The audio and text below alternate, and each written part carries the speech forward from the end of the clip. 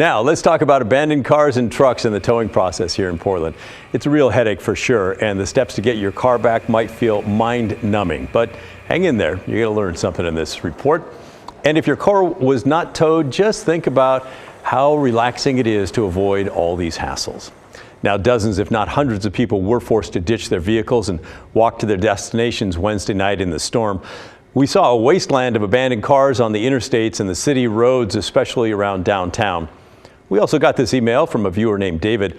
Why is ODOT PBOT towing cars that were stuck but safely out of the lane of traffic? And where do I go to get my car back? And by the way, how much is it going to cost me? Well, we'll cover the process for getting your car in a minute, but first let's address the first question. Why do they tow abandoned cars even if they're safely out of the travel lane? Well, it's because they still believe you pose a danger to first responders and plows and others who are just passing by. And yes, even if you are on the shoulder. PBOT has the legal right to do it, and they do have cars towed because it is dangerous. For example, check out this video from our crew on I-84 this morning. Yeah, that's not good. It would not have happened if that car had not been there on the shoulder. So that is Exhibit A, I guess. This afternoon, PBOT says there are still more than 80 vehicles that they want towed. The towing companies are swamped with calls from the city and other agencies as well. But let's move on to how you get your car back and the cost. Now, this is all assuming that you were towed from a public property within the Portland city limits. The fastest way to figure out where your car is would be to use this website. It's called Auto Return. Portland Police partnered with them to help speed up the process of getting your car back. You either need to enter some information like your license plate or VIN number, or you can input the date you were towed, the make, model, year, and color of your vehicle to try and find it. After you find out where your car is sitting, there's still a number of steps to complete before you pick it up. Here's the list from the city's website for what's needed to get your car back. First, valid ID with a signature and photo like a driver's license. Proof of ownership, meaning your name has to be listed as the owner on the DMV records.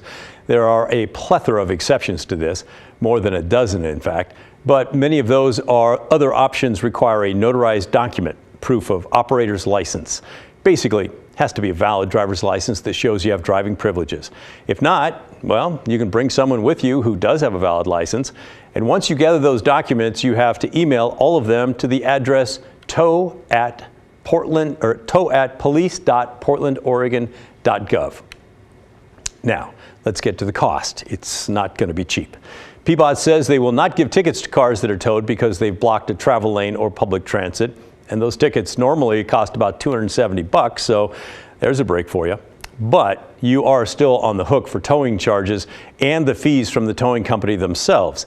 Basically, the city is contracted with about 14 private towing companies, and maximum rates are set ahead of time, so there is a ceiling. And remember, this is for tows from public property, not private property like an apartment complex, a parking lot. Rates for private property, well, that's all different. We're focused on abandoned cars on public property only. The rates we found today on the city and PBOT's website, a little bit different, so don't take our numbers as gospel, more gospel adjacent, if you will. And for the sake of example, let's assume the car being towed is just a regular sedan or SUV. Prices, believe it or not, change depending on the size of the vehicle. All right, here's the maximum rate contract the city has with those 14 private towing companies. We're focused on Class A for standard tow rates.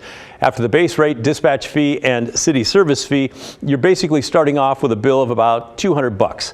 But fees start piling up quickly. For the storage rates of a normal sized car, your first 4 hours are free, but it's probably safe to say that few people were getting back to their cars within 4 hours on Wednesday. After those first 4 hours, it's $28, and then another $28 for every day your car sits in their lot. Now to those additional services, again, we're focused on the Class A vehicles. A gate fee would be trying to get your vehicle outside of the business hours. The lien filing fees would take effect if your car is in storage for 4 days or longer. The city's website says if not claimed within 3 days after the first day of storage, but PBOT's site says it's 8 days. So that fee depends on the value of your vehicle as well. Basically, get your car as soon as you can, since the city and one of its own departments disagree. Next, let's hope that a normal sedan wouldn't require an extra truck, but if an extra person could be possible, then considering the conditions outside, don't rule out an extra $49 an hour while they're working on your car. A drop fee would apply if you showed up while they were hooking up your vehicle, so let's assume they've already dropped it off at the lot. And if they have to drive out of their assigned district or more than 8 miles with your car hooked up, well, you'll get to pay an extra $5.20 per mile. The standby and recovery time fee is $21 every 15 minutes. Boy, these things just add up, don't they? After they've been on the scene for a half an hour. Your base rate fee covers those first 30 minutes, but anything past that, it's going to cost you. The timer starts when the tow truck arrives on the scene and ends when your car is fully hooked up and ready to be taken away. The start and end times need to be written down on the tow receipt, so make sure that it's there before you pay up. But for example, let's say you were able to pick up your vehicle within 24 hours of it being towed, and crews were able to get your car onto the truck within a half hour. You're going to pay at least $220. It was kind of a long explanation to get to that, but we wanted you to know all the ins and outs of it. And that's basically the best case scenario. The longer your car sits in storage on the tow lot, well, the more you're going to have to pay to get it back.